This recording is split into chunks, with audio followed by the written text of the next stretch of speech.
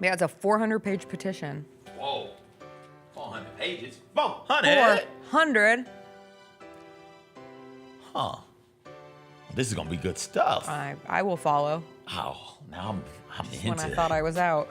We going to figure out what's up with John Bonet? We going to go ahead and arrest that brother of hers? I don't know. We don't know. Okay. I need more.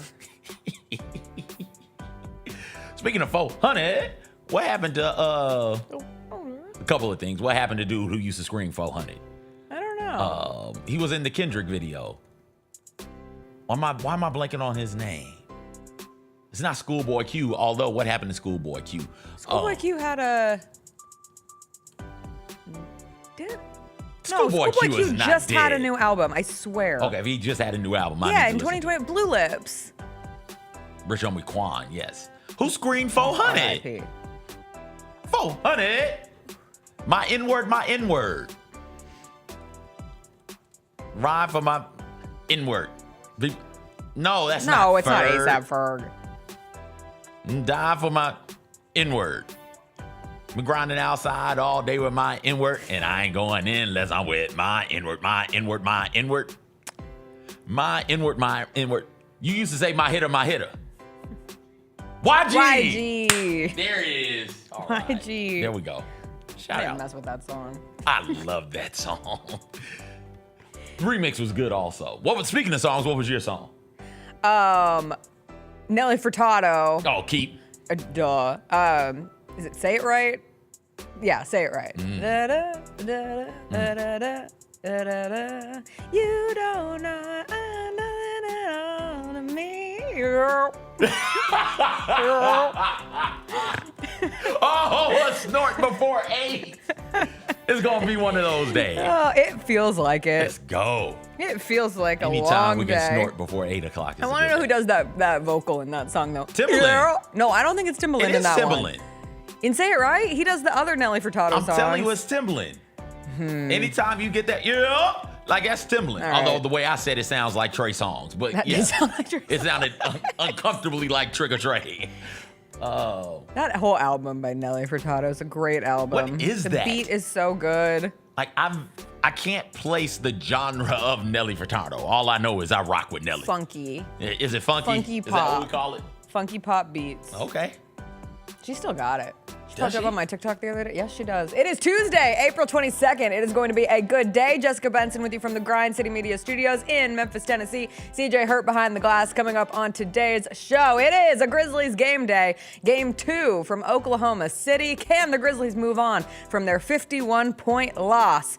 Just put up a fight. Mike Wallace will join us from Oklahoma City to discuss. He's been with the team on this trip. We will also go around the NBA, where Cade Cunningham shined in the Pistons' first playoff win since 2008, and Kawhi Leonard reminded everyone that when he's healthy, he's one of the best we've ever seen. We will end with a little TV Tuesday. The Last of Us Season 2, Episode 2 is one of those episodes of TV that will be remembered for a long time. We will get into that. We'll get into what we're watching. It is a Tuesday. You know what we say. Yeah. Yeah. Yeah. Yeah.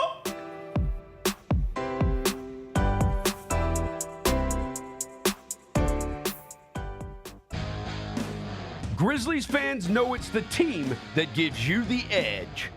Big River Steel does too. And much like the Grizzlies have recruited legendary talent, we want you to be part of our team. Are you ready to be part of something legendary? Then visit www.bigriversteel.com. That's www.bigriversteel.com.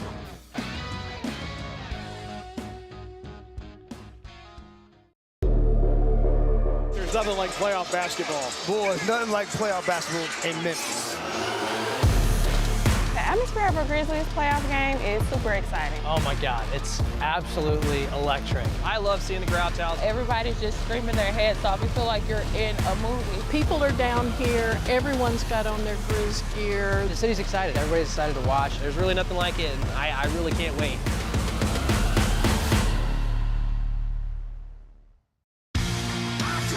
Shinedown. Dance Kid Dance Tour. Live in Memphis. FedEx Forum, Saturday, August 30th.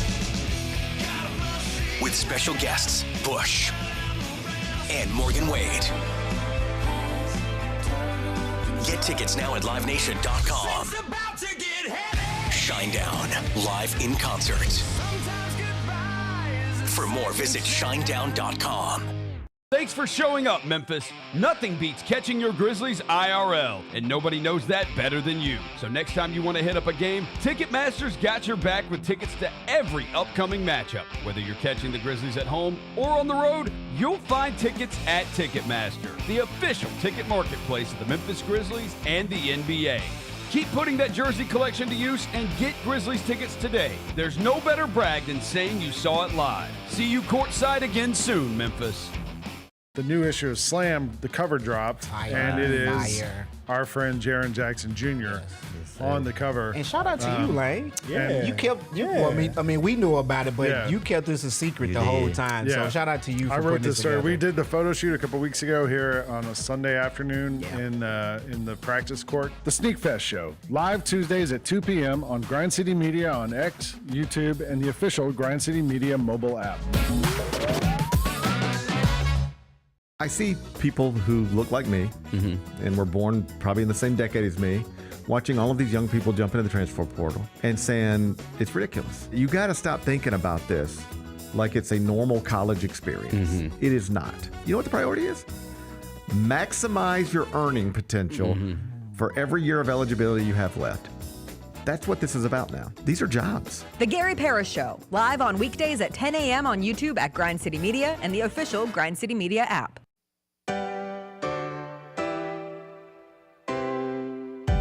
Feels great to feel the sunshine. Gotta own the day like it's all mine. Just got paid in his own time. Been working hard, I've been on the grind. I deserve this feeling, having my way. I've been on this healing. This is my day. The sun's out, let's have a little fun now. I wanna let it all out. That's what it's all about. Cause I deserve this feeling, have it my way. I deserve this healing. This is my day. Grind City Media presents The Jessica Benson Show with CJ Hurt. Live from the Grind City Media Studios on YouTube at Grind City Media and the official Grind City Media app. What's up, everybody? Happy Tuesday to you. Awesome action in the NBA last night that we'll get into. And of course, a big game day for the Memphis Grizzlies in OKC. And CJ, I don't know about you, but I woke up with just one thing on my mind. What? I woke up ready for the Grizzlies to be better. Yep, that's all. Just be better. It's that simple. And I think they can do it. I'm setting the bar at a medium level. Just be better. But I woke up. Ooh. Say it twice. Say it 3 times. Be better. Be best. No, don't be best. Be better. Okay. Be better. All right. Be better than losing by 51. All right. Game plan. Analysis. That's what I care about tonight as the Grizzlies face the Thunder in Game 2. 6:30 tip. I also care deeply about that. A 6:30 tip is a Wonderful blessing. On the Tuesday after Easter, we will have the warm-up show from 6 to 6:30. We'll have the double post at an appropriate time. And I hope, talking in that post-game show, we are talking about a Grizzlies team that is better. Is there a phone number to give out for people to call? 901-445-0929. That's 901-445-0929. Slow it down. No, you have to say it fast. No, when you you're don't. sharing a number on the radio, yes, that's part of radio. Yeah, but you're not on 101. radio. Slow that thing all the way down for people. 901. Now you're just an ass. 4. I hate you. 4. So very 5. 0. I can't stand you. 9. 2. 9. You suck. All jokes aside and slow counting aside, I just hope that when I'm doing the math on the differential between the Grizzlies and the Thunder later today, I don't have to use my fingers and I can look at how they performed. Yeah, 51's tough. Yeah, 1, 2, 3, 4. That's a lot. That's a lot of counting, CJ. That's 5 full counts to 10 and 1. 1 additional pointer finger if you're counting them point by point. No, but I mean, I think yesterday was just representative on the Monday coming out of the weekend's games. Everyone was appropriately disappointed, upset, defeated. Like, pick an adjective, any adjective that represents what it felt like to watch a 51-point loss and the conversations that came out of that. And there was a lot of necessary venting, at least locally, because locally, like, everybody just wants this team to win. Like, you want the Grizzlies to compete. And if winning is too much, to at least compete. And a 51-point loss does not represent that. And you want a glimmer of hope, right? Like, that's how hope is a hell of a drug, and we talk about it all the time. And if you're the Clippers and the Pistons last night, after going down 0-1, they come back, they even up their series. That's a glimmer of hope. I'm not sure the Grizzlies' version of hope comes in the package of an upset win in OKC, but if you can just compete, because on top of the glimmer of hope that you want for a game 2, you want a glimmer of hope for the trajectory of the future. Or at the bare minimum, you want a game where you're at least able to identify, all right, this is what's missing, this is what needs to be focused on in the offseason. When you lose by 51, it's really difficult to analytically look at that matchup and say, this is where the Thunder are better, because they look better in every single category. It's like breaking down game film. I know everybody talked to Santi Aldama, talked yesterday, went back and watched the whole game. Jaren Jackson Jr. went back and watched the whole game. I hope the whole team went back and watched the whole game, but I hope the main takeaway is the effort has to be better from the jump in a game like that. You can't give up a 30-5 run because you allow a tsunami of that level against a team like the Thunder on their home court. And it's really difficult to get back into a game. You can't turn the ball over 24 times. You have to be better shot execution against an elite defense in the Oklahoma City Thunder. Your big three have to be better. Like, you can go down the list, but you want to look at this series and say, yes, are the Thunder a better team right now? They might be. There is nothing wrong with losing a series as an 8 seed to a historically great Oklahoma City Thunder team. What there will be a problem with is if you lose every single game by an abysmal amount of points. Can we call points abysmal? Yeah. Okay, thanks. If it's 51, it's abysmal. Yeah. I would push back ever so slightly on, hey, you didn't learn anything. You learned a lot. And if it happens again, you're learning so very, very, very much about these dudes and what you need. And what you'll probably need is some people with some heart, some fight, some competitive fire in their belly. So even in these bad losses, you're learning about people. We'll talk more in depth about the playoff games from last night a little bit later on in the show. But in watching those games, the way that we all do around here as Grizzlies supporters, fans, whatever you want to call it, it's, okay, look at the Clippers. Calls aren't going their way. Nuggets, calls aren't going their way. They're letting the Knicks and the Pistons, which I love, just flat out fight for rebounds, and it's great. Nobody's stopping themselves from getting back on defense to argue with refs, right? There's not this as the play is going on down the court. You got to play through some of that. Now, are players arguing with refs? Absolutely they are. Is Jalen Brunson flopping his ass off? Absolutely he is. I don't know how much of that is floppage. He's getting hit. We'll talk about it. He is an all-time throw your body at the ground at a person at the air. He is throwing his body around, and when he gets hit, he falls. Like, that's how you get a foul call. People who are interested, you don't avoid contact, you go into the contact. Either way it goes. That's neither the next level. Neither here nor there. They aren't stopping to bicker with refs. If the bickering is going to happen, which it does, it happens after the fact. It's Tom Thibodeau stepping up and saying, you got to look at the free throw differential. But it doesn't happen during the game. You're right. It doesn't happen during the game. During the play. It happens after a dead ball. Players are going up to refs and letting them know what's going on. The Grizzlies, they feel like they should just stop, and the play should stop. Nobody should keep running. Meanwhile, the Thunder just on that ass. Just keep on going by them. 27 fast break points. Here we go. There it is. Seeing somebody like Zubac for the Clippers and thinking, maybe there's hope that Zach Edey becomes something similar to that, right? Like you can begin to see some of, not from what the Grizzlies are doing, no. From what Zubac from has what done other teams grown, are doing and have done. You're beginning to see, this might be what the front office is thinking from a roster construction standpoint. Now, if that's what you're thinking, fine. You got to find the players who can do that. Right. And players who are getting beat by 51 in the playoffs aren't the dudes who can do that. And that's where it becomes gut check, heart check time for those dudes on the roster, those dudes playing on the court. Because there's a clear vision from this front office, whether it works or not. We don't know yet. Hadn't so far. And it might not be the front office's vision. It might be the dudes on the court lacking heart. And I hope that they go out there and they play with more heart. If they do that, I'll be fine with the result. If they don't, well, then we've got bigger issues. In order for the Grizzlies to win tonight, what's one or two things that you think they absolutely have to do? Like, if we're sitting here tomorrow talking about Grizzlies win, it will be because blah, blah, blah, blah, blah, blah, blah, blah. They played a perfect game of basketball, which is insanely difficult to place upon a team. But you can't play near perfect against the Thunder. You have to play damn perfect against the Thunder.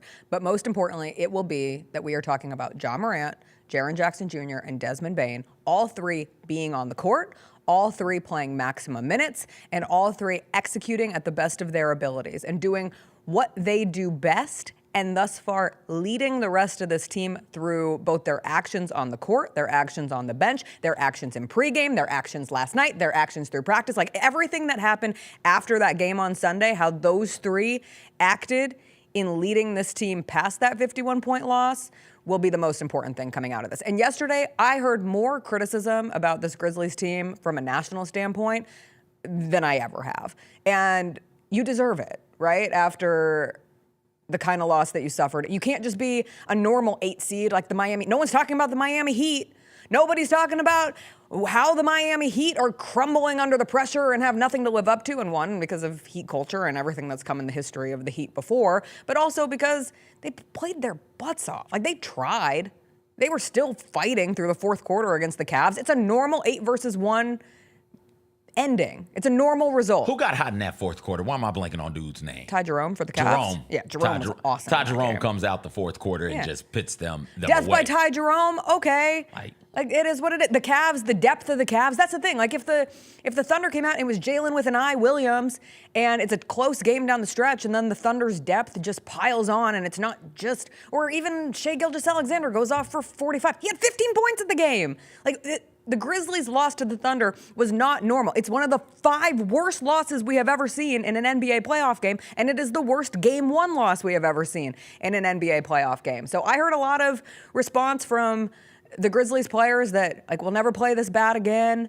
Ja Morant did an interview with Mike Wallace yesterday, and we'll talk to Mike about it, but pointed out, Game 1s have been notoriously difficult for this group of 3. They've lost every Game 1 outside of the first playoff series against the Utah Jazz. They won Game 1 on the road and then lost the next 4. But the playoff series against the Timberwolves, the Warriors, and the Lakers, they lost Game 1 and they bounced back to win Game 2. Now, in each of those cases, where were they playing those games? I think at home. At home at FedEx Forum, so it's a little bit different being on the road. But I just want to see them try for pride. And I hope that they weren't sitting around on the internet name searching yesterday and listening to the various.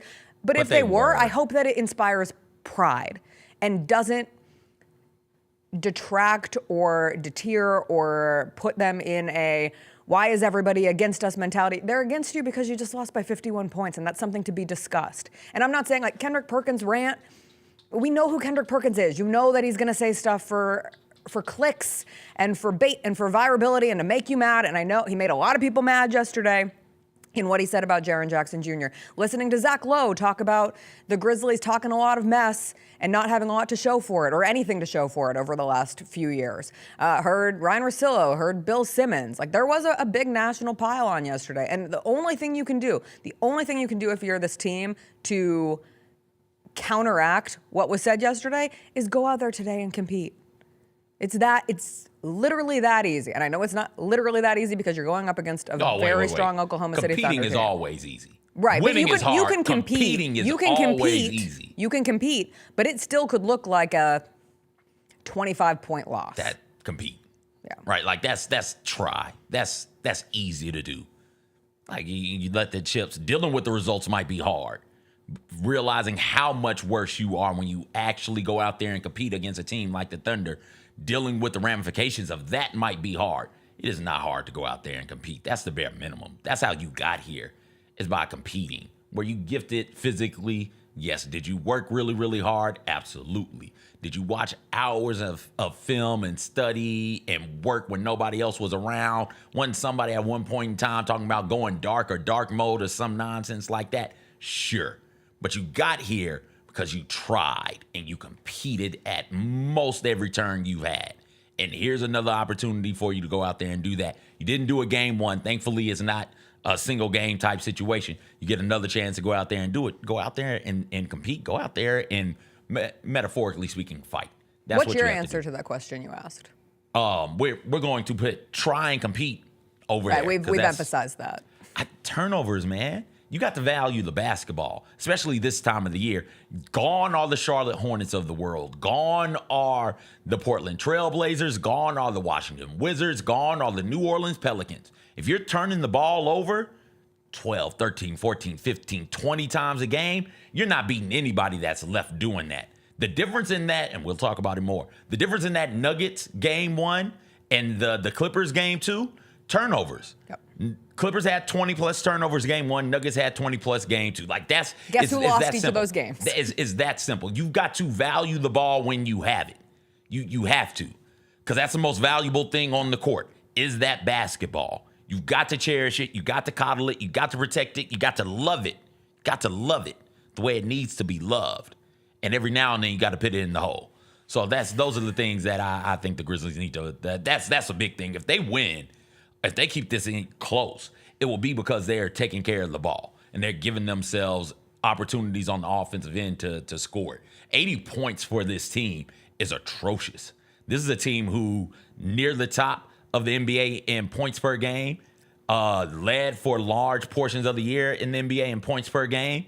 For them to go out there and be held to 80 by anybody is abysmal. Well, to be held to 80 in a game where the opponent, again, scores 131, and that is how you get to the differential of 51. Because it's not as if we don't see a different version of basketball played in the postseason. Like, everything slows down. Points are at a premium. You look at the scores from last night, 100-94, Pistons over the Knicks, 105-102, the Clippers over the Nuggets. Even a team like the Celtics, they score 103 in game 1 against the Orlando Magic. So the two highest scoring outputs in the games that we have seen thus far, 121 from the Cleveland Cavaliers and 123 from the Knicks in game 1. I'm not even expecting.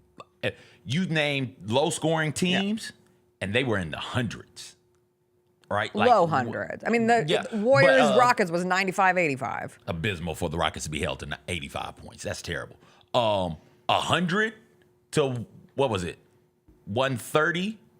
Now you're losing by 30 and not 50, and that's all I'm asking. And that's math. That's all I'm asking. That's the math. That's at 20 more points, right? That's all I'm asking you to go out there and do. I'm not asking you to go out there and beat them yet. I'm asking you to go out there and compete and keep it semi-respectable.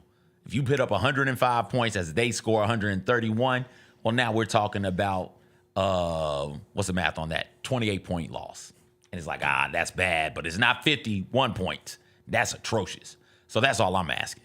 The best thing I heard yesterday was when Vernon said that even the Washington Wizards wouldn't have lost by 51. You roll out the worst team, the Washington Wizards, and Bub Carrington wasn't going to let the Oklahoma City Thunder win by 51. So don't do it tonight if you're the Memphis Grizzlies. Mike Wallace is in Oklahoma City for Game 2. He was at Game 1. He's been around the team, has had the chance to talk with them coming out of that Game 1 loss. We'll get his take on the mood, the attitude, the moment going into Game 2 when we come back.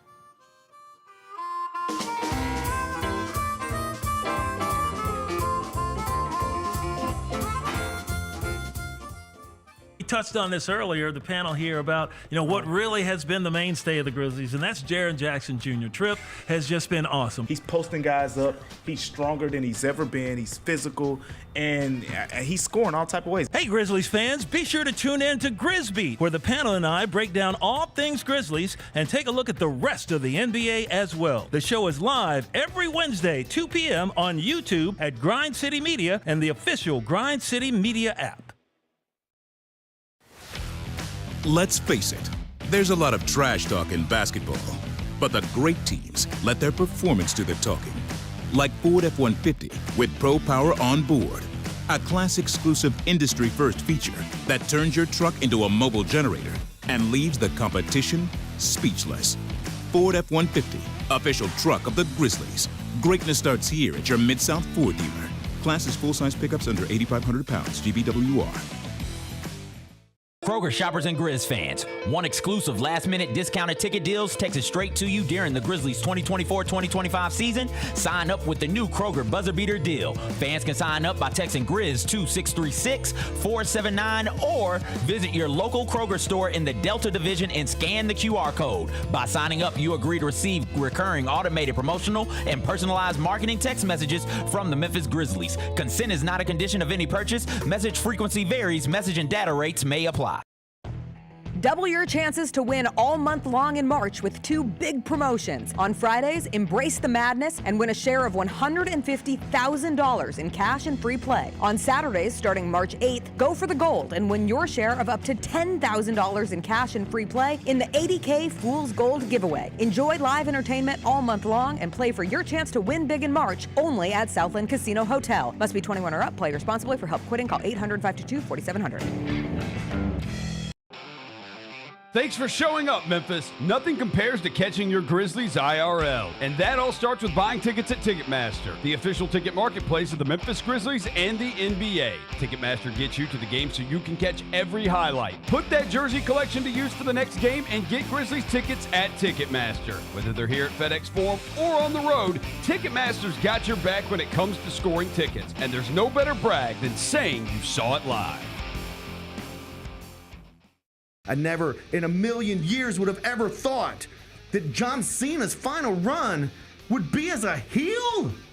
I love it. I love it. Once they saw this from The Rock, they knew it. Everybody knew it except for Cody, which was so good. Great camera work by And then the WWE. kick. Yeah, I don't think WWE gets enough credit for the camera work and the production quality. I mean, it is incredible. Tune in to Grind City Wrestling weekly on the Grind City Media app and on the Grind City Media YouTube channel. Grizz Nation gets set for tip-off 1 hour before every Grizzlies home game with the warm-up show. Get the latest news, notes, and analysis live from courtside at FedEx Forum. Who's going to be the tougher team that rebounds and prevents second chance opportunities? Join me, Lang Whitaker, along with Michael Wallace, Jessica Benson, and other personalities from Grind City Media, Memphis, and around the NBA. 1 hour before every home game, live at Grind City Media on X, YouTube, and the official Grind City Media mobile app.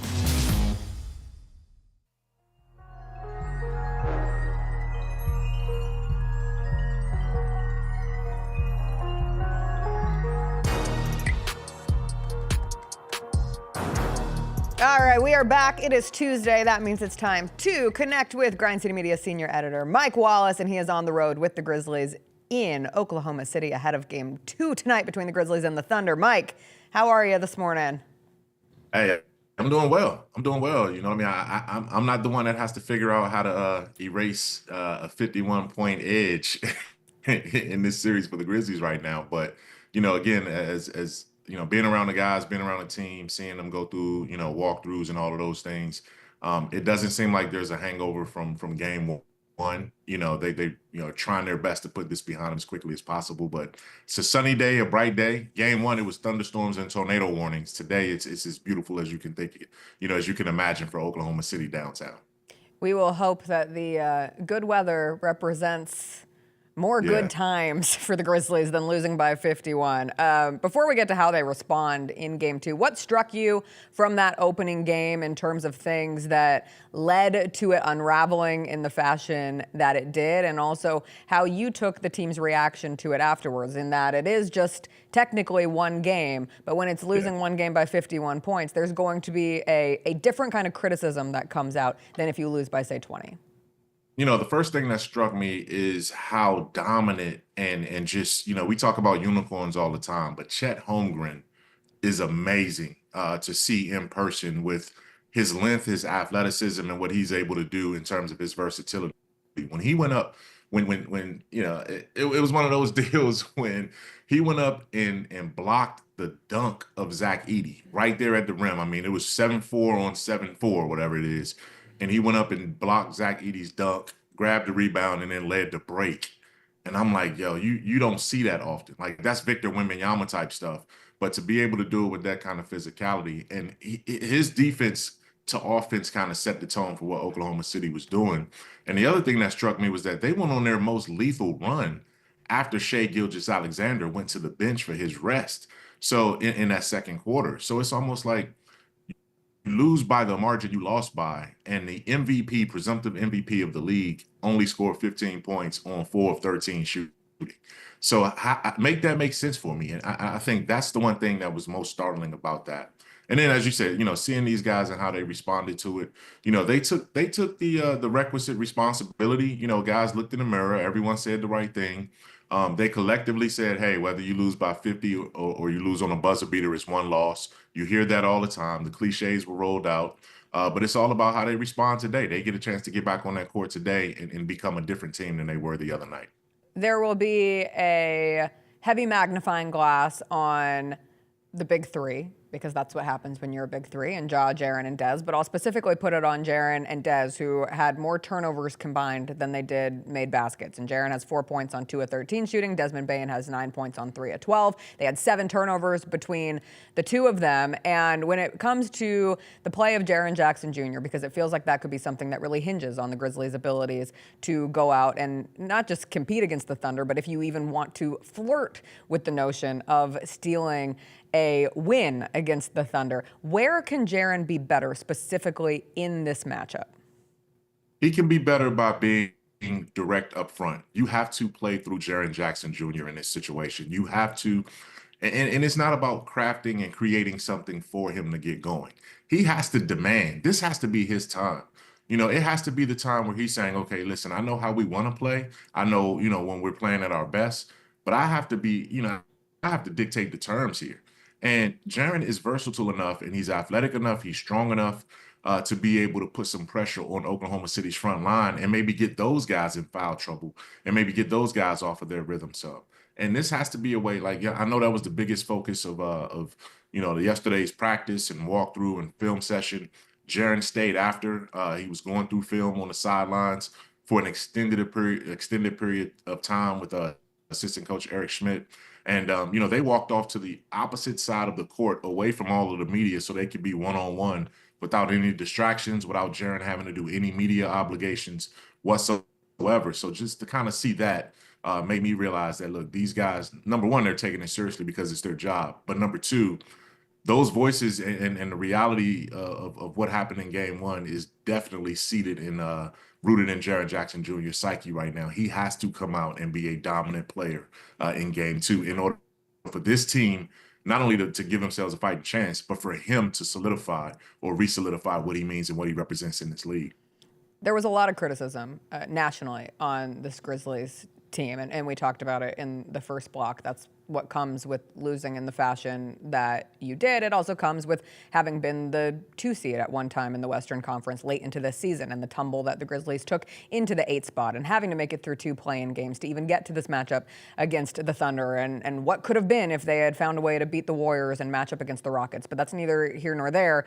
But one of the most eviscerating moments of yesterday was Kendrick Perkins speaking on Jaren and calling him the most overhyped player in the league. And I would push back a little bit on that because I don't always hear Jaren as an excessively hyped player. I guess you could make the argument from him being an all-star to former defensive player of the year. And so in accolades, there's hype built into those, but it's not like there's a giant national Jaren hive that I think runs with narratives that are excessively out of control. But he also went as far as saying that, he wouldn't even place him in the top 10 bigs in the NBA. Where do you sit on those words? And I always struggle because it's Kendrick Perkins being Kendrick Perkins. We know how this goes. There's a clickability factor to all of this too. But from the national perspective of Jaren versus what we have seen, especially in the early part of this season, and I know it's fallen off here as we've moved onward into the season, and these struggles for Jaren aren't, solely something that we saw in this matchup against the Oklahoma City Thunder. This has been a struggle for Jaren the last couple of weeks as the Grizzlies fell in the Western Conference standings. But how do you evaluate those two things and ultimately how Jaren can rework the narratives around him? I blame the slam cover story jinx because ever since so Jaren we're was blaming Lang Whitaker. Lang did it. This is Lang's fault. I blame Lang Whitaker. Absolutely. Lang did this to Jaren Jackson Jr. because the moment Lang put out that, the slam put out the cover story, Jaren's production is kind of falling off a little bit. But, we're being facetious here, but it does align with the coaching change. I think, it's not, rocket science to say that, the system that they were running before or most of the season kind of featured Jaren a lot more than it does now. That's why he was getting in the consideration for All NBA. And I think, as much as Kendrick Perkins' criticism was sharp and cutting and sort of petty, it was his opinion. And there's some truth in it, because I think it came from a good place for Kendrick, because what he said at the end of the day was, you have to be better than that. 4-3 was my jersey number. I averaged 4-3, and I was nowhere near an all-star.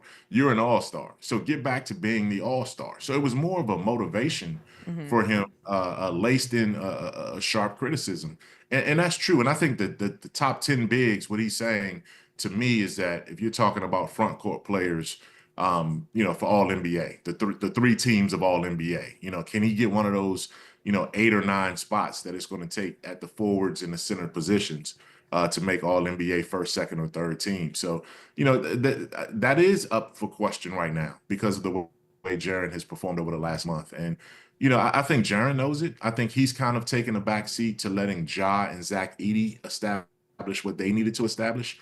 But now you're playing for your season. And one of the encouraging things was that it was Jaren's leadership that stepped up in that Dallas game where he initiated the group text between himself, Ja, and Dez, and said, this is one we have to come out and be the leaders for. And, and so I think there's still something there for Jaren to do. And I fully expect, as I sent on X yesterday, I fully expect, those are fighting words, and I fully expect Jaren to fight back with his performance tonight. Outside of Ja, Jaren, and Dez, the most important player for the Grizzlies tonight is who? Zach Edey.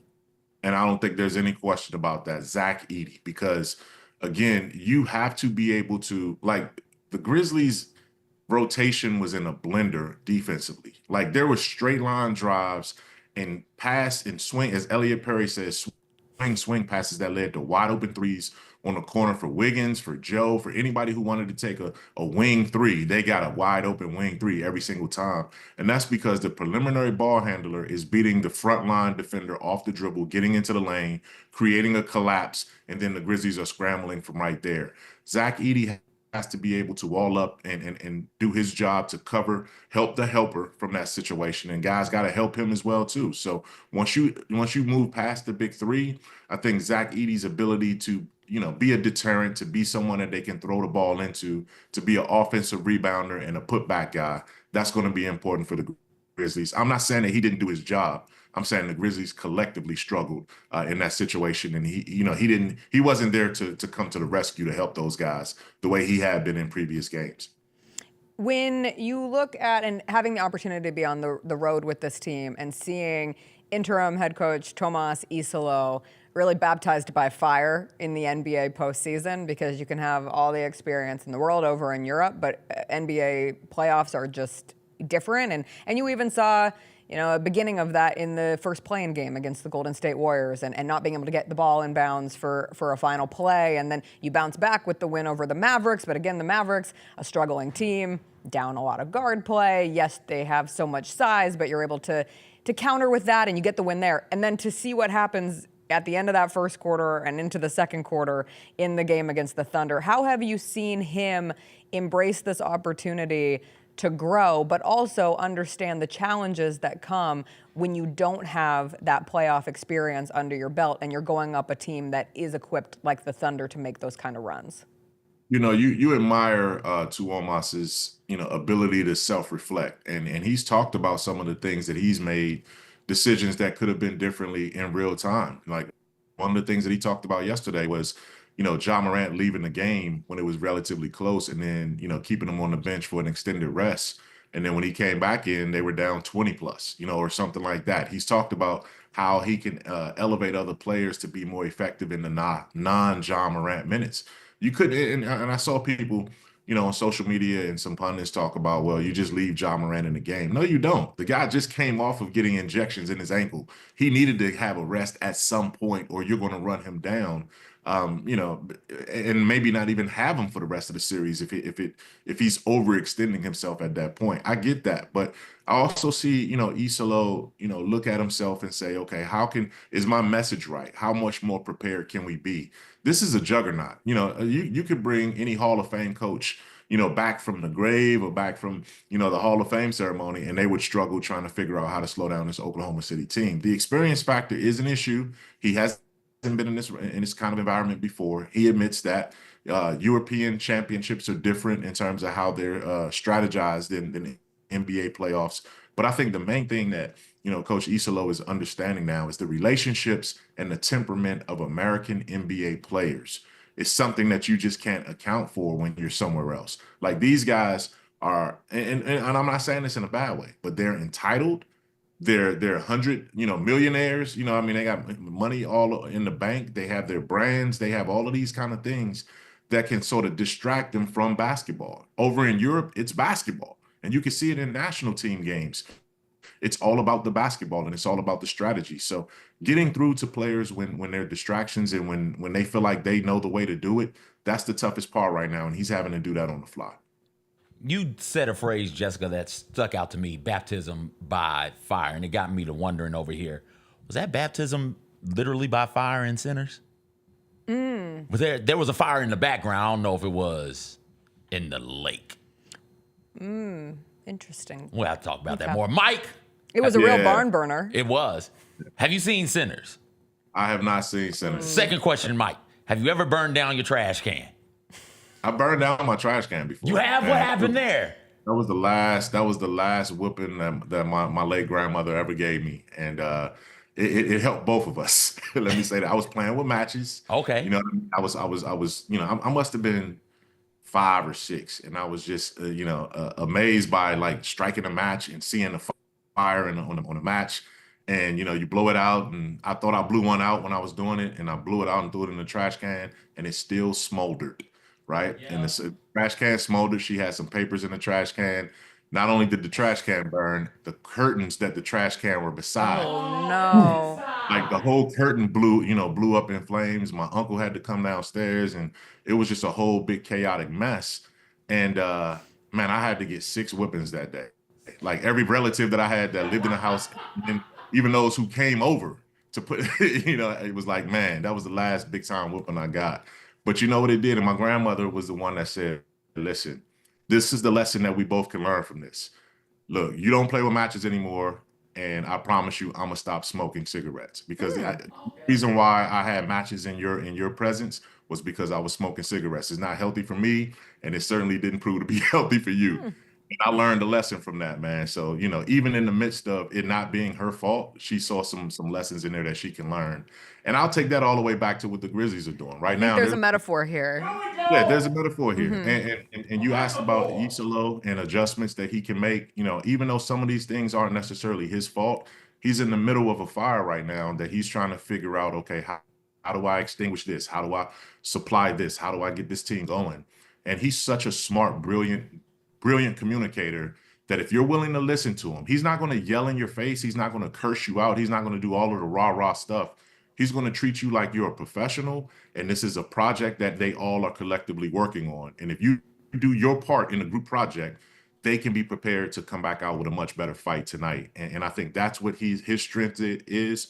He puts the onus on you and himself, and if you're willing to do your part, he's going to do his part to be prepared for it.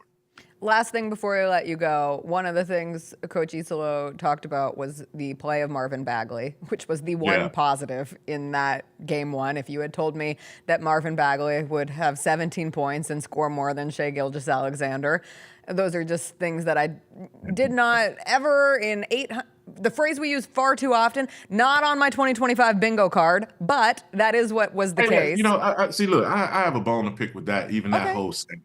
How many, and it's not because of you, Jess, but how many millennials are even playing bingo? Like, where did that come from? No, what we're not going to do.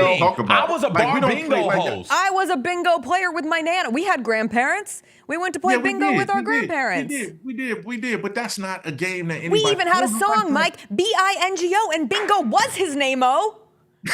Put a beat to it, put it in the club. No, for real. I was a bingo host. Shout out Cerrito Trivia. He's still hosting bingo events around the city. And I feel like we played bingo in elementary school. We played bingo in elementary. Things through bingo. Bingo is not... Your generation and generations before yours do not own bingo. No. Us millennials carrying the bingo torch. Although I want to go to a bingo hall. Me too. One of those seedy. When we drove through Oklahoma City, secretive. I think there was one in Oklahoma. We passed a real life bingo hall, and I said, God, if only we weren't driving 800 hours, we could go and play bingo.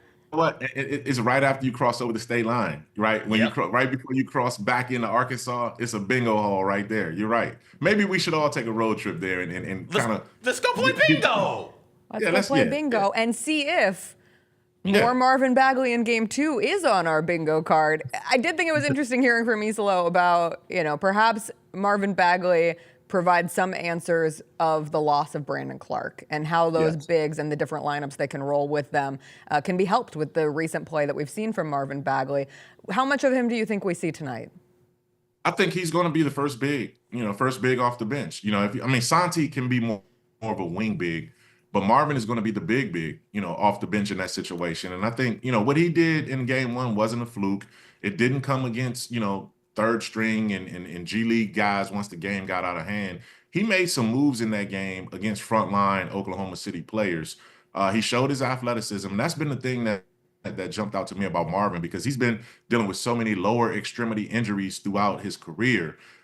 You almost forgot that he had the kind of explosion to go up there and catch lobs and to just go down on two, jump stop and just dunk on guys. And, he has a little short hook around the rim. He can be a good rebounder. And I think what Iisalo was able to say and see is that, yes, they struggled in those minutes to figure out how to play without Brandon Clark as that energy guy coming off the bench that you can switch out on guys that can rebound and do different things in the paint. And Marvin has shown the ability to do that. He had a double-double in that regular season finale against Dallas where, again, Gafford was out there and Dallas was playing some of their regular rotation guys.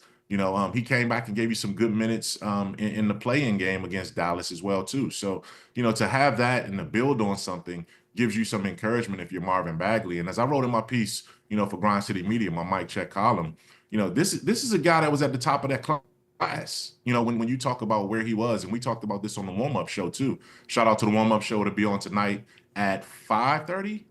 Yeah, 5:30 tonight. The game tips at 6:30. I said so we'll be on the warm-up. 6 o'clock. No, it's 5. It's 5:30. You're correct. It's 5:30. Then the FanDuel, Pete, Brevin, and Rob will have you covered with the normal pregame show. So thanks for clarifying. What I said before was that 2018 draft, Marvin Bagley was picked 2nd overall.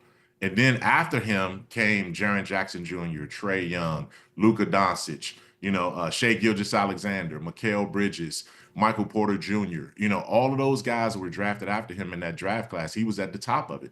And now, in his own little way, he's finding a way to be a contributor in these playoffs at a time when those other guys are dominating things for their team. So this is sort of his welcome back to the relevance in a certain kind of way. And if he can sustain this, he's going to help himself because he's on an expiring contract.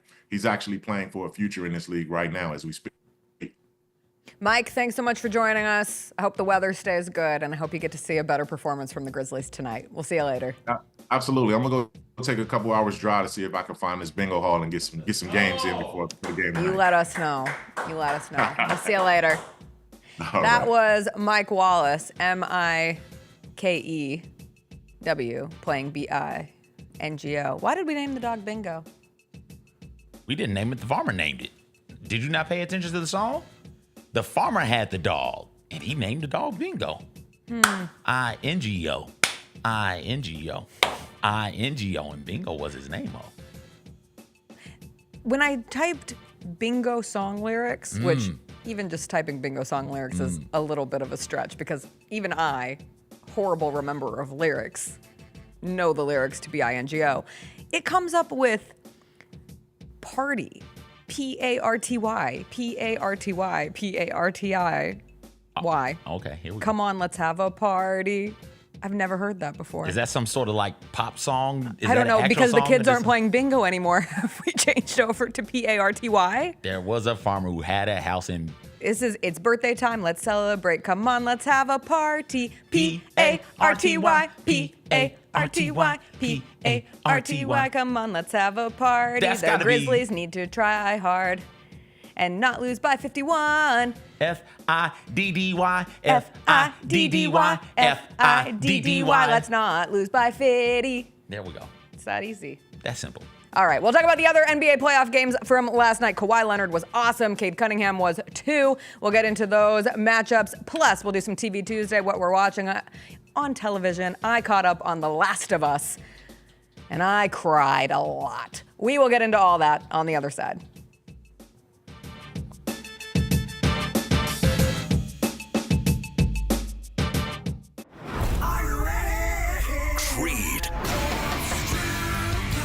overwhelming demand, the Summer of '99 tour returns. July 27th, FedEx Forum. With special guests 3 doors down. And Mammoth WVH. Tickets on sale now at livenation.com. Creed returns, the Summer of '99 tour.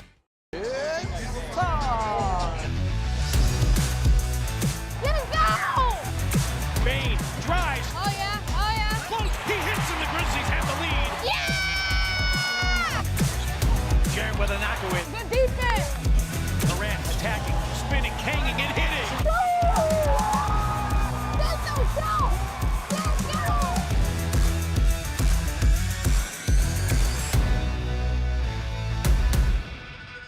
Sonic Radio. Welcome back to Sonic RNDIO. That spells radio with me, the CIO. This just in, the new Sonic $1.99 menu lets you build a crave-worthy meal for just $1.99 an item, whether that's a creamy shake, crispy tots, or a quarter-pound double cheeseburger. This just out. Ostriches. They're mean, not very cute, and in my opinion, way too big for a bird. Don't miss the Sonic Fun 99 menu. 5 items, always $1.99. Live free, eat Sonic. Tax not included. See menu for details.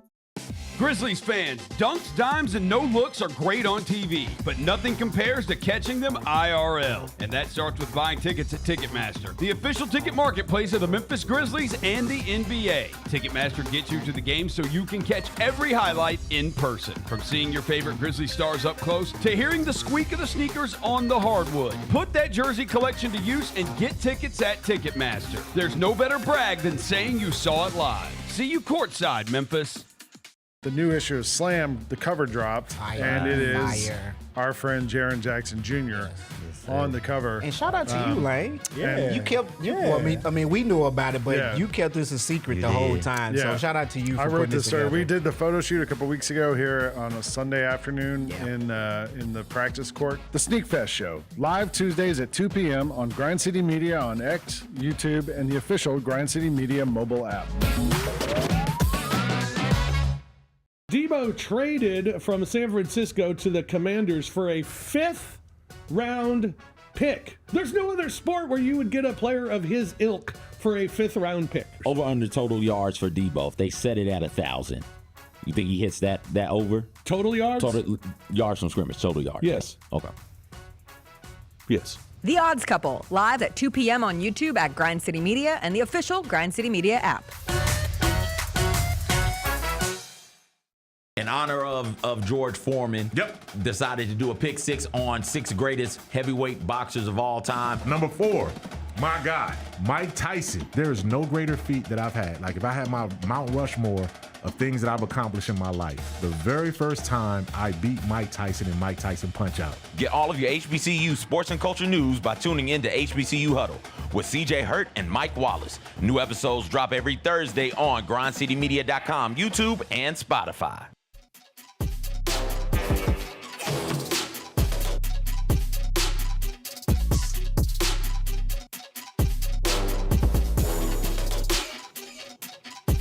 If you could add any fictional basketball player to tonight's Grizzlies lineup to give them their best chance against the Oklahoma City Thunder, who would it be and why? There was a movie starring Marlon Wayans and Kadeem Hardison.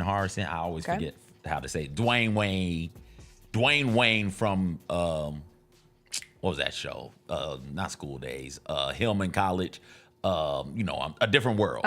Dwayne Whitley. So he was in it also. And the movie was called Sixth Man. Oh. And it was set up. He dies on the I think court. Devin just watched it for the first time. He dies on the court, but his ghost comes back to help his collegiate team spiritually from the other side get to the Final Four, what have you. It's very... You want the Pope to be the Grizzlies' 6th man. It's very Angels in the Outfield, where we get divine intervention. There was a football one too, wasn't there? Was there a football There's a football one where a ghost comes back. Comes back to help? Or an angel? Yeah.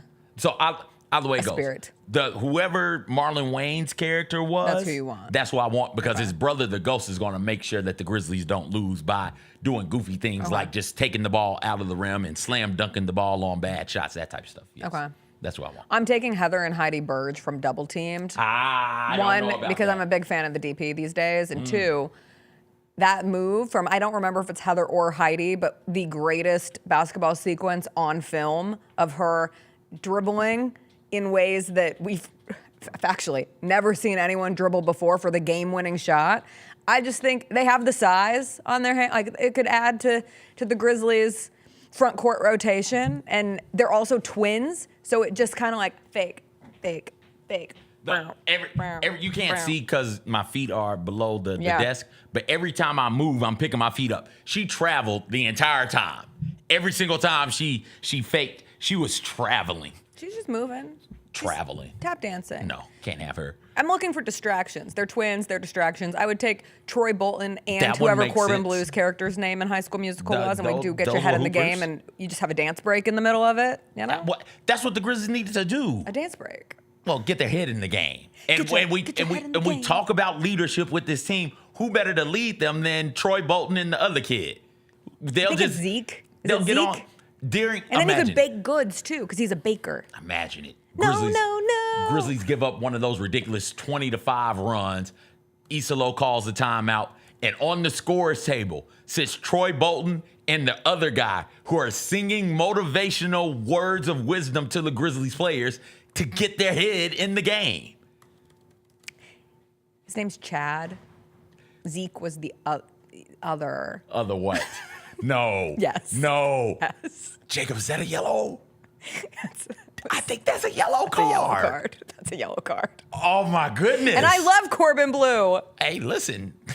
Clearly not enough because he looks exactly like the other one. No, he doesn't, but I got those characters mixed up.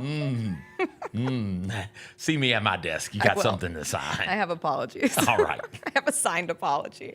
All right, let's get into the other NBA playoff action from last night. Clippers-Nuggets game 2 was just as good as game 1 and just as close. Clippers beat the Nuggets 105-102. It was a reminder to all of us that Kawhi Leonard is one of the best basketball players that we have ever seen, and last night was one of the best playoff performances that we have ever seen. 39 points, 15 of 19 shooting, 5 assists, 2 steals, 4 threes. He had the game-sealing bucket with 55 seconds left in the game. He had a game-sealing steal to cap off a great defensive game. Playoff Kawhi is back. I was watching the first half of this game live because I am excessively tired of 8:30 tip times in the NBA. But the end of the first half, the 3 that he made to end the first half for the Clippers, you were just like, oh, he's in that mode. He's in playoff Kawhi mode. This is going to be fun to watch. And catching up on how he was in the second half of the game just furthered that point. He is unreal. He is going to be such a difficult player to explain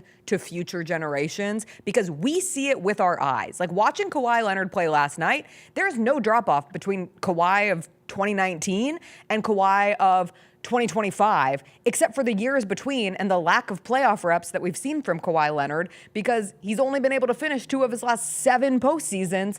But for one night, at least, we were reminded of what he is when he is at the top of his game. And it was just an unreal performance. Here's the 3. Boop. I mean, you can't defend it any better.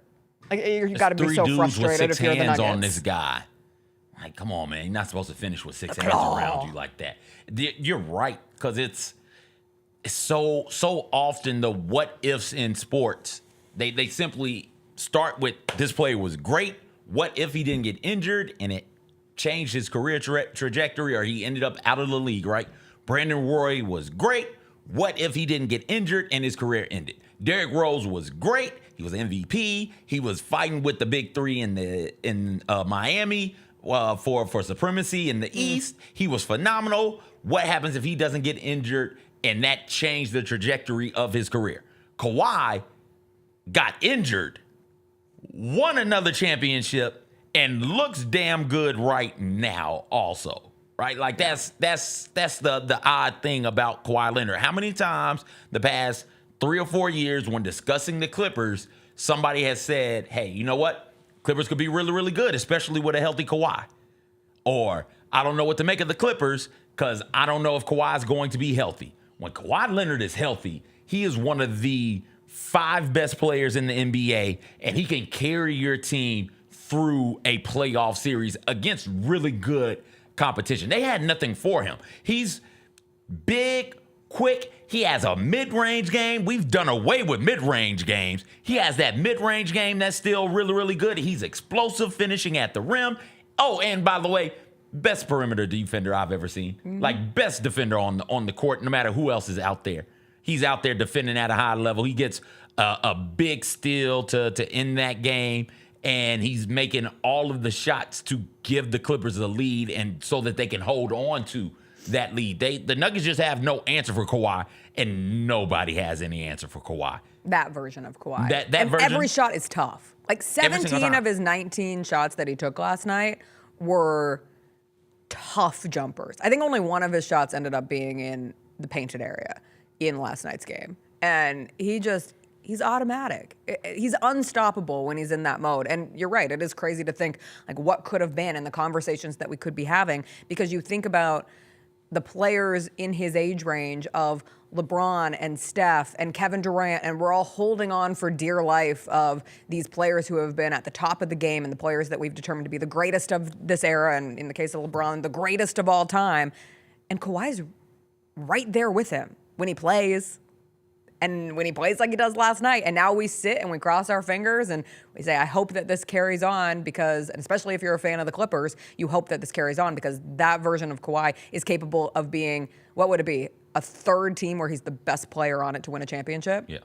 Like, he could very well do it again. Not to get too far ahead of ourselves, but ahead. if he gets to the finals and they win the finals and he's why, 3 different teams, 3 NBA Finals MVPs, and doing it for the hometown team. What a wonderfully weird sports story that could potentially be. And we are robbed of healthy Kawhi Leonard for the majority of his career. 1, because the Spurs mismanaged his injury, and 2, because Steve Kerr put out a hit on him and sent Zaza Pachulia in there when the Spurs were beating the hell out of the Warriors, and sent Zaza Pachulia out there to injure Kawhi on purpose by sliding underneath him on a jump shot, right? Like, that's the difference in a fully healthy Kawhi for the entirety of his career and this version of Kawhi that we get. So, once again, blame the Warriors, because Steve Kerr, once again, is known for breaking the code. Not to be lost, Jokic played well, another triple-double. Yeah, it's 7 turnovers. Well, that's the issue. Like, that's where I credit. You're not in that game without Jokic. Yes. But you lose that game because of those 7 turnovers, especially that last one to end on. And I mean, he had 7 of the 20 turnovers for the team. And you look at moments that swung the game, like that Aaron Gordon missed wide open dunk. Just felt like it was the basket itself saying, no, you're not going to win this. If you turn it over 20 times in the playoff, you're not going to win this game. Just like it happened to the Clippers. The Clippers were the better team in game 1. It goes to overtime. Russell Westbrook has his yes, yes, yes, no, yes again moment and gets the Nuggets a win. But last night for the Nuggets, they just gave away too many possessions, and they're not able to get it done. I have been wildly impressed with the play of Ivica Zubac and how he has grown in his role, and specifically how he matches up against Jokic. He makes everything so difficult for Nikola Jokic. Nikola Jokic, best player in the world, but he's out there grabbing his shorts. He looks tired. He looks frustrated. And taking away Jokic, we've said this before in matchups with the Nuggets, you can't take away everything from the best player in the world, but if you don't allow him to be as good of a facilitator as he has the capability of being, it doesn't allow anybody else to get involved for this team. And that's often been a case of shutting down the Nuggets. Y'all are much higher on Zubac than I am. Oof. You and Jacob. I think he's good. Yeah, I'll acknowledge that. But Jokic had, what was his stat line? 20-plus points, 11 assists, 12, 13 rebounds. Like, that's not stopping anybody. It's a bad game for Jokic. That's not stopping and 7 somebody. turnovers. 7 turnovers. Some of that is on him. Just being goofy with the basketball, doing things that he should not do. And maybe some of that is Zubac having an effect on him mentally and making him second guess things that he normally wouldn't second guess. I understand that you've got to do something and throw somebody out there onto the Nikola Jokic for the Nuggets. I think that the difference in what this Clippers team can do, thanks to Kawhi Leonard and the rest of the perimeter players, is go at you both defensively and offensively. Mm-hmm. Because there's James Harden can get downhill and get at you and make threes. Norman Powell can get at you, get downhill and make threes. Dunn, whose name I'm just learning, a phenomenal defender from what they tell me and Chris from with what a I K. see, right? Like they can hound your best perimeter players on the defensive side of the ball while also punishing the guy who you're trying to hide on somebody. There's no hiding from anybody on this team. And, well, you might be able to hide on Dunn. He can't shoot. But if you got to be in help for James Harden or Kawhi Leonard, you can't hide. You're always engaged on both ends of the court. And that's something that a lot of teams can't say. And what makes this Clippers team so very, very, very interesting. They are an interesting team. And it's a tough matchup. And now you go to Los Angeles, and if you're the Nuggets who just wait to missed see 8 that free wall. throws, are you nervous about the wall? I can't wait for the wall. I'd be nervous about the wall. I need a wall, Cam. I think I saw Steve Ballmer, like, either he bought a ton of tickets for fans or reduced pricing for tickets for fans. Bottom line, he's very committed to that being a raucous environment at the Intuit Dome in Inglewood, California. So I'm excited to see the wall in the playoffs for the first time. The other game last night, Pistons beat the Knicks 100-94 to even up that series. First Pistons playoff win in 17 years. They had lost 15 straight playoff games. They had not won one since 2008, and this time around there was no 21-0 run from the Knicks in the fourth quarter. Such a quick game-to-game learning opportunity for the Pistons in what playoff basketball is. And Cade Cunningham truly got an A+ on the homework because he was excellent down the stretch. He was excellent from the jump. He played smart. He made the right decisions. He attacked the basket. He played really tough. That's just a tough series. That's a bunch of dogs, and everybody's going after each other. And Cade was 11-21, shooting 33 points, 12 rebounds. He had the showy moments as well, playing in Madison Square Garden. He had this dunk where it is assumed that he pointed right at Carmelo Anthony as Carmelo Anthony was in the middle of doing an interview on the TV broadcast, and Cade hits the dunk and just points right at him. He is a star. This is a moment for Cade Cunningham. And at that point, it was 64-53. This dunk puts the Pistons further up, and just a nice little, I see you, legend, sitting baseline, but I am carving out my own path, and I love watching Cade Cunningham play basketball. The fact that that's his second playoff game, and that was the bounce back performance from game 2 is phenomenal. Pistons should be up 2-0. They should be. That's the thing, the damning thing for the Knicks. You stole game 1 at home, and it looked like you were going to steal game 2 also as the Pistons started falling apart under the pressure of the fourth quarter late. But they held on. They got the win.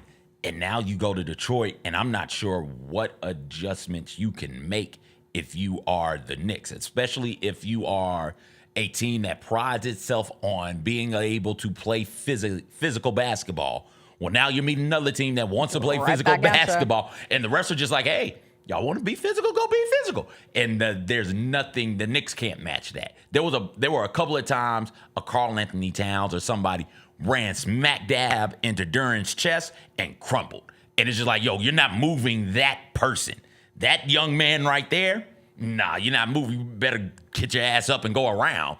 You're not moving him. And then you throw on to it the veteran leadership of a Tobias Harris, who is in a much better position than he was with the 76ers. Tobias Harris just running around out there as a dude, great. Tobias Harris, hey, we need you to play make for us. We need you to go out there and be the bucket getter for us. Not so much. He's in a much more comfortable role. You got Schroeder out there, who is a savvy point guard who understands the game. He hits that big 3. There's no panic in him in those moments. You throw Tim Hardaway Jr. out there as well, right? They are a really good blend of young talent and production and veteran leadership to guide them through some of the tougher moments in games. It's really fun to see them go out there and go to work. How old do you think Tobias Harris is? Tobias Harris got to be 34.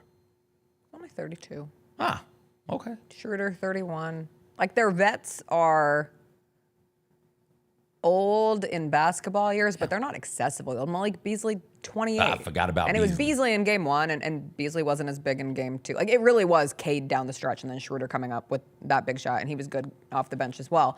But it did get me thinking, and I forget who pointed this out yesterday, but this conversation on a renewed importance of depth in the playoffs. It will be curious to see which team wins the championship this year. Because if it is the Thunder, the Cavs, the Celtics, there is this ability for those three teams to go deep into their bench and almost neutralize any star power that the opposition has, because eventually you just have more firepower for you. And I thought the same thing watching the Pistons last night. Like, they have grown that roster to a place where it's really healthy, that it doesn't just have to be the superstar antics of Cade Cunningham and the stars around him, and Duren, and Sar Thompson is growing into what he is. He fouls out last night because Jalen Brunson flopped his little booty patootie off. Thompson is stupid. He's got to be smarter. You got to be smarter. Jalen Brunson, have more ethics. No. Yes. If he's going to foul, he's a floppy McFlopperson. He's going to go to McDonald's, Which one of those? And he's going to get a McFlurry flop, and he's going to get a McFloppy flop. Which one of those Thompson fouls wasn't a foul? The last one. The last one where he falls over him on the three-point shot? Falls over What him. are you talking He about? barely touches him. Why are you jumping? Why are you leaping for the heavens on a shot fake? He twitches and Thompson's like, I got you. Give me that ball. My guy would have crushed the Shakespearean stage back in the He's whatever getting year it was. fouled. No, he's Y'all don't be mad at him because your boy is stupid. Really good basketball player. I'm mad at Jalen Brunson because I don't enjoy watching that. That's not his fault. It's the dude's fault for fouling. How is that? How are we allowing this derogatory term to float called foul merchant to just float around here like, oh no, this guy's not good. He's a foul merchant. I hate that we call them foul merchants because merchant is a positive. I need to make it more derogatory. It's not his fault. Dumbasses are fouling. What's he supposed to do? I just want to call him all floppy McFloppersons. Shai Gilgeous-Alexander, floppy McFlopperson. He's getting fouled. Don't foul him. I don't understand. Have some pride. Never once in my basketball playing career did a coach come to me after committing a foul and say, hey, don't worry about it, CJ. Shake it off. That dude is a floppy McFlopperson. No. What I don't are want we to call him. talking about? He's not a foul merchant. A merchant suggests that there's some level of integrity here. It's basketball. We don't care about integrity. We want wins. What are you talking about, integrity? Integrity, ethics. Get out of here. Are you going to pick the ball up and say, hey, Mr. Ref? No. That was out of bounds on me. You know what? If he was in the sportsmanship commercial, he would say that. Get out of here. He would absolutely say that. Foul diggers is in the chat. Nope. You don't want to go foul diggers? No, I don't. Why not? Are you afraid? I don't like any word that can be misconstrued. Double GER? Yep, nope. I'm good with that. All right. No foul diggers. Even Winnie the Pooh. You don't say Tigger? Out. I love that song too. The wonderful thing about Tiggers is they are wonderful things. Their tops are made out of rubber. Their bottoms are made out of springs. They're bouncy, bouncy, bouncy, bouncy, fun. We'll take a break. We'll come back. We'll do some TV Tuesday. Oh, we'll put it in a TV Tuesday. We have to talk about Nico Harrison. Oh, talk about Nico. He just keeps. What Nico do now? He just keeps making it worse. What Nico do? He spoke again. Yeah, every time he speaks, it's going to be bad. He spoke again. Nico Harrison, he had a press conference yesterday, which was a follow-up to his failed small media roundtable from last week. And he addressed the Luka trade again, which is just something he should stop doing at this point. He said, and I quote, "I knew Luka was important to the fan base. I didn't quite know it to what level." He went on to say, when you have 20,000 people chanting, "Fire Nico," you feel it. How were you there the length of time that you were? And you come up, the best quote you can come up with is, "I knew he was important. I didn't know to what level." This is malpractice. At this point, just shut the hell up. Shut up. And here's my thing. After you traded him, shut the hell up. You don't have to say anything. Shut you the give hell that up. one explanation, people get mad at it, and then Shut you the just hell fade up. off into oblivion. Don't say anything. Shut the hell up. I am always of the notion of it's never one person, right? Like even when Nico Harrison becomes the butt of the, not the joke, but the what the hell are they doing commentary of the Mavs trading Luka, I always think, well, certainly this wasn't like a unilateral decision and there was some responsibility from the ownership and there was, some conversations that were had and perhaps someone is a patsy. No. The more I listen to Nico Harrison talk, the more I truly believe that this man moved pretty heavily on his own in this decision. Which again, if he shut the hell up, you wouldn't feel that. Wouldn't feel that. When I don't know, you've never got in trouble. When I got in trouble, I would shut up. I would Fort Knox it. I'm not talking at all. You know what you just did? Nope. Tell me. What do you think about that? I don't know. What about? I don't know. No, I'm no commenting to the end. It got so bad at one point. I'm not even no commenting. I'm not showing up. I'm not willingly doing back-to-back press conferences. When you're in trouble, just shut the hell up. Stop talking. Make them drag it out of you. Someone asked him yesterday, should you be fired? That's like, what a bold question. It is a question. He said no. Doesn't think he can be judged on injuries this year. Okay. Also, if you haven't, ESPN, did you read the ESPN piece yesterday that came out, the long expose on their player performance team and their medical staff? No, not yet. It's very good. It's very long. It's called Firings, Cheerleader Energy, and Lost Trust, What Really Led to the Luka Doncic Trade. And it goes through how we got to the Luka trade. It goes through how Dirk has had a fractured relationship with the organization due to decisions that were made. But the final graph, in case you don't read it, because I know TLDR, things are long, was the whole process of when Luka had his last injury with the Mavs, and the Mavs wanted him to come back after 3 weeks. His team wanted to come back after 6 weeks. There were conversations that he needed to go on a road trip with the team, and his team was like, no, we're going to stay in Dallas. We're going to use the facilities and everything here. And if you want him to scrimmage, he'll go scrimmage with the G League team. And the next time Doncic's camp heard from Harrison was to share the news that he had been traded to the Los Angeles Lakers. Good. If you read that, you'll just be like, okay. The Mavs should be a cursed organization for the rest of the time. We'll take a break. We will come back. We'll do TV Tuesday. The Last of Us, Season 2, Episode 2. I cannot believe it was only Episode 2. Don't worry. I'll give you fair warning for any spoilers, and I will not spoil things without telling you if I'm going to do so. We'll see how I feel when we come back on the other side.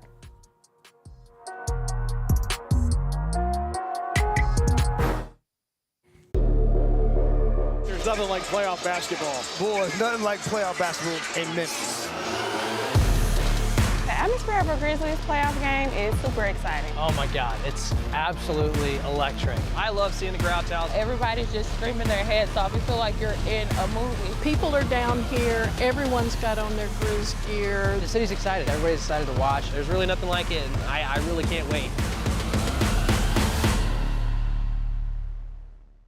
Kroger shoppers and Grizz fans, one exclusive last-minute discounted ticket deals texted straight to you during the Grizzlies 2024-2025 season. Sign up with the new Kroger Buzzer Beater deal. Fans can sign up by texting Grizz to 636-479 or visit your local Kroger store in the Delta Division and scan the QR code. By signing up, you agree to receive recurring automated promotional and personalized marketing text messages from the Memphis Grizzlies. Consent is not a condition of any purchase. Message frequency varies. Message and data rates may apply.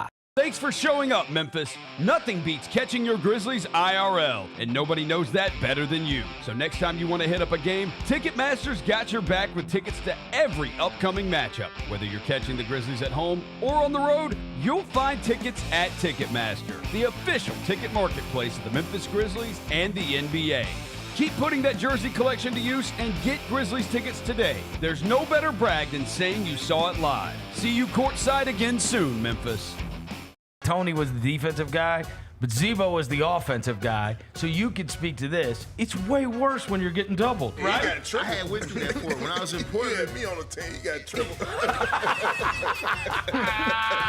You hear me, Rose? You can't talk about those. You got to talk about triples. You got triple teams. This man was scoring on 3 dudes. Swing, T.A. The Chris Vernon Show, live on weekdays at noon on YouTube at Grind City Media and the official Grind City Media app. I see people who look like me and were born probably in the same decade as me, watching all of these young people jump into the transfer portal and saying, it's ridiculous. You got to stop thinking about this like it's a normal college experience. It is not. You know what the priority is? Maximize your earning potential for every year of eligibility you have left. That's what this is about now. These are jobs. The Gary Parrish Show, live on weekdays at 10 a.m. on YouTube at Grind City Media and the official Grind City Media app. We touched on this earlier, the panel here, about what really has been the mainstay of the Grizzlies, and that's Jaren Jackson Jr. Trip has just been awesome. He's posting guys up. He's stronger than he's ever been. He's physical, and he's scoring all type of ways. Hey, Grizzlies fans, be sure to tune in to Grizz Beat, where the panel and I break down all things Grizzlies and take a look at the rest of the NBA as well. The show is live every Wednesday, 2 p.m. on YouTube at Grind City Media and the official Grind City Media app.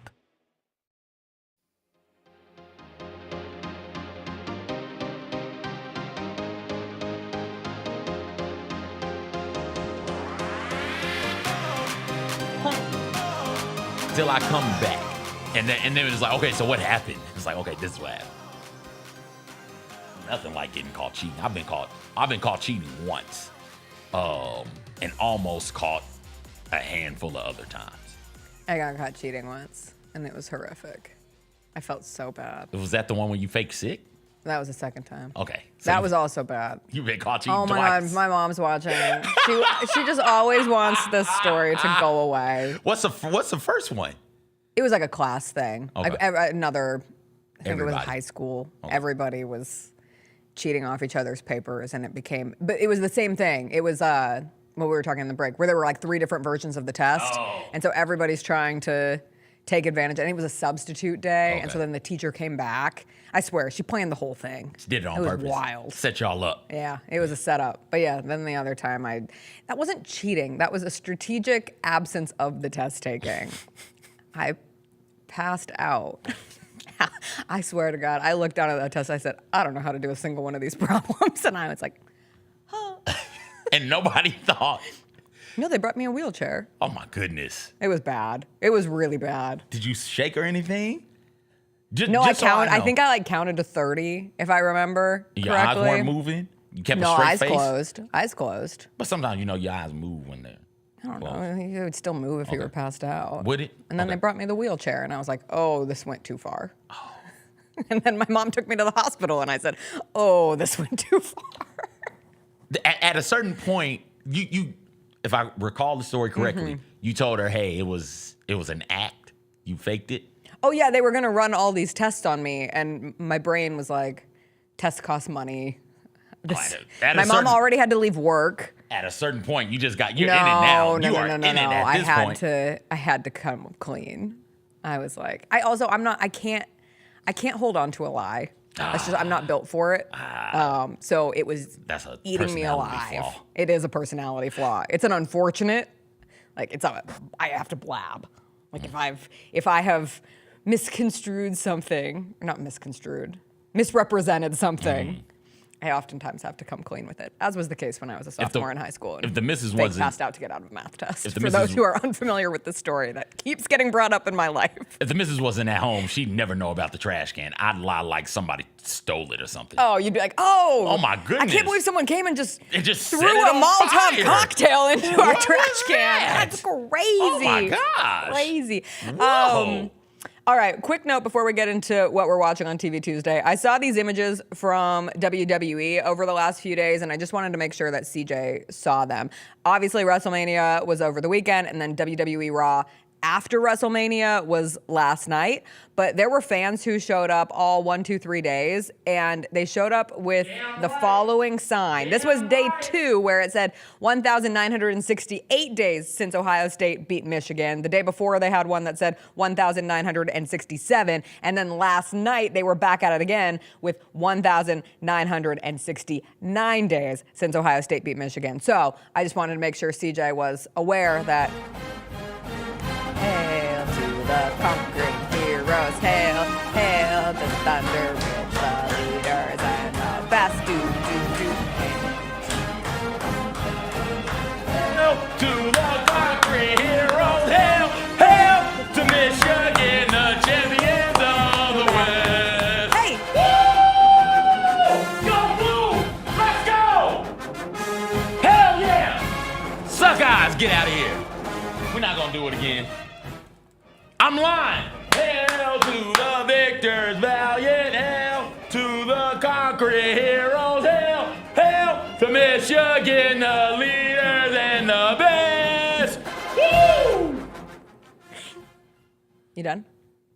Yeah, just it sends chills down my spine. That's beautiful. And to know that those sorry-ass Buckeyes had their trophy broken by a vice president who may or may not have killed the Pope. CJ. What? Allegedly, I mean, play the song at that point. Allegedly, reportedly, hypothetically. No, don't really play it. It's too much music. I'm sorry. It's too much music. My bad. All right, on to more important things in this world. You took me by surprise. Allegedly. Reportedly. It's not the usual season for this song. He was seen shaking hands, though. This is being reported, y'all. And the next day, imagine for a moment. What a week. Allegedly. He breaks the national championship trophy. Not saying it's true. And then pressures them into meeting the Pope. It's reported, y'all. On Easter.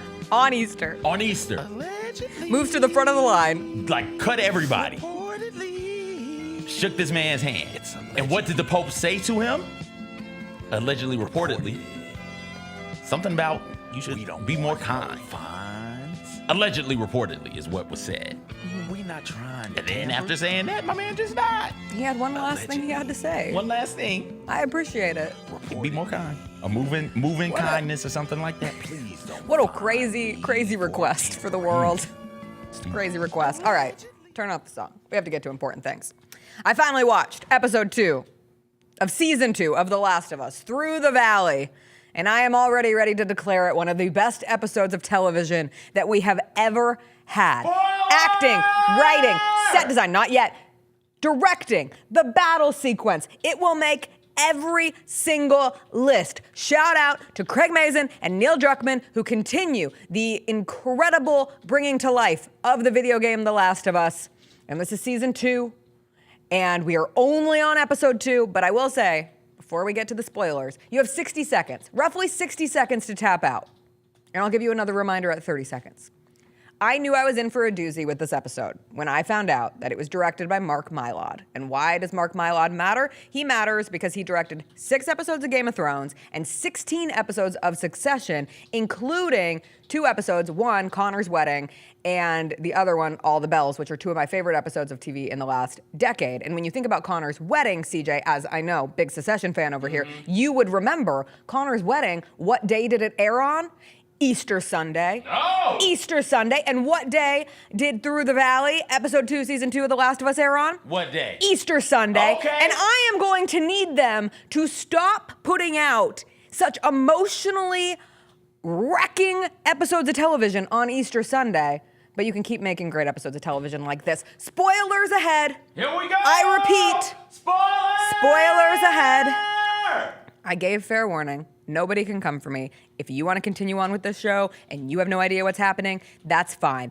Ready? 1, 2, 3. How dare all of you people, including my husband, who played the video game and knew what was coming in this episode of television, and you gave us no warning at all that they were going to kill one of the 2 biggest characters on the show, and they were going to kill Pedro Pascal. He is too hot to die, and it was too emotional for me to deal with on a random Tuesday night. My mother is in town. She doesn't watch The Last of Us. And Chris, all he said to us was, I think it's probably going to be a pretty violent episode. A pretty violent episode? One, crazy zombie scene, which puts any Game of Thrones battle scene, any war movie battle scene to shame. It was incredibly well done, but it was a lot.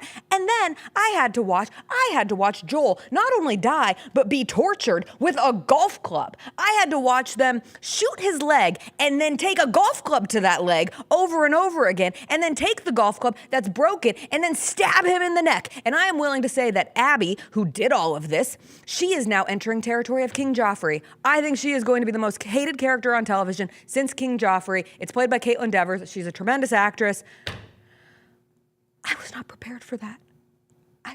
I was not prepared to cry as much as I cried. They have built the relationship between Joel and Ellie up so much, and the care factor and everything that goes into it. And to just, in episode 2, we're going to cross-spoil with Succession because it's been years. If you haven't watched it, that's on you. When they kill Logan Roy, like, there are other main characters. Like, he's old. You kind of expect it to happen eventually. Feels like a a necessary plot point at one point in the course of that show. But Joel, I know they keep saying he's in his 60s. He looks damn good. Looks like he's in his 40s. I could not believe that they killed him and that all those people knew. And they just let us like little sheep to slaughter, to have our emotions slaughtered in that episode of television. Why'd they want to kill Joel? TLDR, Joel. Oh, Joel, excuse me. Was somebody who was being used to transport Ellie. There is a fungus-related zombie outbreak virus that infects the people of the world and takes out, I don't know what the sheer number is, but like more than half of the population. And if you are infected, you like basically turn into a mushroom person. That's how I look at it. But there's this one girl who is immune to, she gets bit by a zombie and nothing happens to her. And so she is to be used by this organization called the Fireflies, and they think that like she could be the key to solving all of this. And so Joel has to transport her. And so that's the primary plot of season 1, is him trying to get her to the Fireflies and navigating obviously everything that comes with being in the middle of a zombie apocalypse type situation. And when they finally get to the Fireflies, Joel is essentially told like, hey, we're gonna have to operate on her. She is 100% gonna die. And there's only a certain percentage that she can save everyone, but there is a chance. Like if we sacrifice her, the rest of the world population could survive because we could get a cure to this thing. And by this point, he views her essentially as a daughter. And so he goes nuclear, kills all the Fireflies, kills the doctors, goes crazy. So in episode 1 of season 2, we find out that there's this group of people who were former Fireflies. All the Fireflies died, so like the organization crumbles. They're essentially like ex-military. And one of the girls, Abby, her dad was the doctor that Joel killed. And so now her entire motivation is revenge for her father's death. And I thought that that was going to be the entire plot of this season. And everybody going into this season was like, you don't even know. You don't even know. And I was like, okay, you're getting me excited. I can't wait to find out. But I thought we'd at least have, like 6 or 7 episodes before we got to something of that magnitude. And instead, Joel was trying to protect another person who was out with him on a ride, and there's a big snowstorm and a blizzard, and then ultimately, like, he just randomly falls into the hands of this girl, Abby, saves her life, and then in the process, she brings him back and sets him up for his demise. Oh my God. I'm still not, it's all to go from seeing Sinners this weekend to having this episode of TV, it's like almost too much great art for me to cope with. Like, it's all I want to talk about. Well, thank goodness you watched that Grizzlies game on Sunday. And thank goodness I have another one tonight. I'm so happy. It was crazy. It was such a good episode of television. Just like I said yesterday with Sinners, like Sinners makes me want to watch more movies. Sinners makes me want more movies to be created in that vein. Like, it just inspires that genre, not that genre, that medium. That's how this was with TV. Like, episodes like this are why I keep going back to television shows. Meanwhile, my mom is like, your generation is crazy. She's like, the amount of violence that you guys just watch all the time. My mom's in her 70s. She's like, no wonder you guys are desensitized to everything. She's like, to go from Sinners to watching, and Sinners is done in a campier way. Like, The Last of Us is just straight brutality. And yes, it's zombies, so you can kind of like disassociate a bit. But then when it's this girl, Abby, just straight out with revenge, being like, I'm gonna kill this man and I'm gonna torture him along the way. Did you ever see Misery? Yeah. You know how Kathy Bates goes at him, like with the With the what's it called? Not cripples him. She does shanks him, not shanks him. No, she cripples him. She breaks his foot. I know, but what's it called when you do that? Crazy? Isn't there like a word for it? I hobbles him. I think that's what I don't know. Anyway, same energy. Okay. Same energy. Turn up. What are you watching? This meeting I got to go to. Oh. Tough. We'll talk Daredevil some other time. But hey, it's worth watching. Daredevil, Born Again, really, really good. Go watch it. All right. Everybody, let's go Grizzlies. Grizzlies Thunder Game 2 tonight. Warm-up show is on at 5:30. You can get the pregame show on FanDuel TV at 6 with Pete Brevin and Rob back in action on the road. And then the game time at 6:30. We'll have the double post for you following tonight's game on Grind City Media. And we will be back tomorrow morning to talk about it all. We'll see you then. Bye.